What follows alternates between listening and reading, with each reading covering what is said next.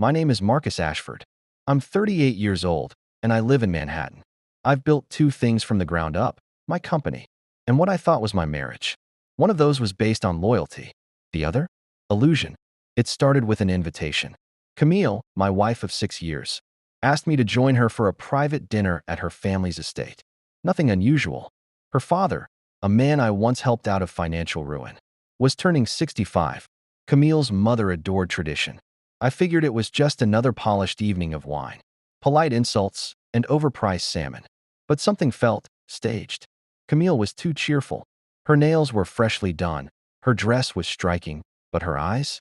Her eyes didn't meet mine once. Midway through dinner, she stood and clinked her glass. Her family turned toward her, all smiling, expecting a toast. Instead, she reached into her handbag and pulled out an envelope. I already knew. Marcus, she said with a rehearsed softness. I think it's time we stop pretending. She placed the envelope next to my wine glass. I'm filing for divorce. No build-up. No conversation. Just spectacle. I looked at her father, who stared down at his plate. Her mother gasped like she'd heard a gunshot. Camille? She smirked, like she'd just closed a deal. They expected a scene. Maybe shouting. A glass thrown. A dramatic exit. What they got instead was silence. I picked up the envelope, glanced at the papers inside, and folded them neatly. Then I smiled. Thank you for the clarity, I said. And I stood. No emotion. No argument. Just one final look into her smug, hollow eyes. Then I walked out. What Camille didn't know, what none of them knew, was that I already suspected her. The late-night meetings. The passwords she changed. The way she started calling me Marcus instead of Babe. I'd seen it coming. But I hadn't wasted time confronting her. I'd been preparing for this moment. 2 weeks earlier, I'd uncovered an opportunity, a vulnerable crack in her father's company, one that could be exploited with surgical precision.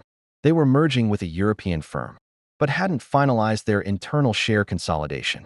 Camille had convinced her father to delay it, claiming she needed time to transition, her exit strategy from the marriage.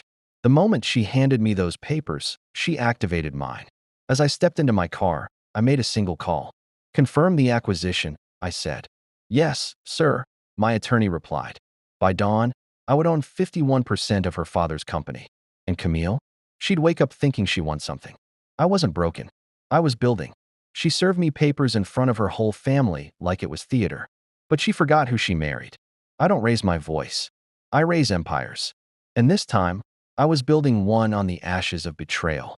Camille thought she ended things with a performance. A well-timed humiliation at a polished dinner table, framed in family silver and candlelight. But she had no idea I had already written the second act. By the time her family sipped their wine in awkward silence, my legal team had triggered the silent acquisition. Camille's father's real estate empire, Kensington and Lang, was bleeding internally.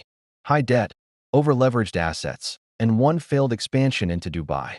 I'd offered advice to fix it a year ago. They brushed me off. Now, I bought their weakness. The next morning, a quiet press release went out. Leviathan Capital acquires controlling interest in Kensington and Lang. My name wasn't on it, but I own Leviathan.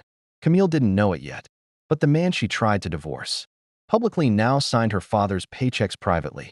She found out at the board meeting the next day. Her father called me in a panic. Marcus, did you do this? I answered calmly. You should have listened when I offered help. I didn't know she'd. Doesn't matter, I interrupted. Business is business. I've just secured your legacy, and your daughter secured her exit. Camille stormed into my office that afternoon. No knock, no greeting, just fire. You manipulated my family. No, I said, standing slowly. You underestimated me. She threw a folder on my desk. Her voice trembled. I had a son, Marcus. 3 years ago. You were overseas. I didn't tell you because I didn't trust what you'd become. I opened the folder. A photo. A boy. Brown eyes. My jawline. A name. Isaac. My lungs froze mid-breath. I filed for divorce because I was going to tell you, she whispered. But I needed leverage. If I just told you straight, I thought you'd bury me. I looked up. You're right. She flinched. I would have, I added, voice steady. But now I'm thinking differently. She narrowed her eyes. So you'll give me back the company? I laughed once. No, I'll give Isaac what you never gave me, truth. Camille stepped forward, voice breaking. I did what I thought was best. No, I said sharply. You did what was easiest. I dismissed her. After she left, I stared at the boy's photo again. If he was mine, this wasn't just business anymore. It was legacy. I ordered a paternity test. Quiet, discreet, legal chain of custody. The results would take 3 days. While I waited, I didn't pause my takeover.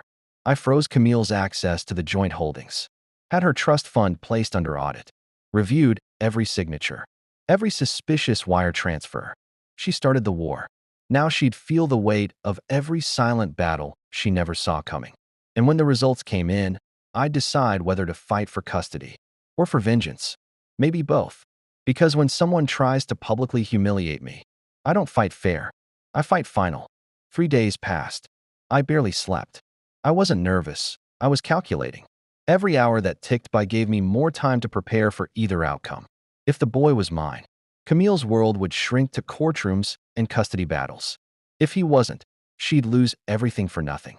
The results arrived at 10:13 a.m. 99.99% match. Isaac was my son. I stared at the paper, jaw locked. There was no anger, just ache. Not for Camille. For the 3 birthdays I missed. For the first steps, the first words. The moments that belonged to a stranger. While his real father was closing billion-dollar deals across the world, Camille robbed me of all of it. But now I had a choice. I requested visitation that same day. She didn't fight it. Maybe because she was still reeling from the takeover. Maybe because deep down, she knew she'd crossed a line no apology could repair. Isaac was quiet when we met. Observant. He watched me more than he spoke. I brought him a telescope. I heard from her mother he liked stars. He unboxed it slowly, then whispered, "Do you like space too?" I nodded. "Always have." He smiled for the first time. "Me too." And just like that, I was done fighting her. I shifted every legal motion. Filed for joint custody, not full. I gave Camille a livable stipend.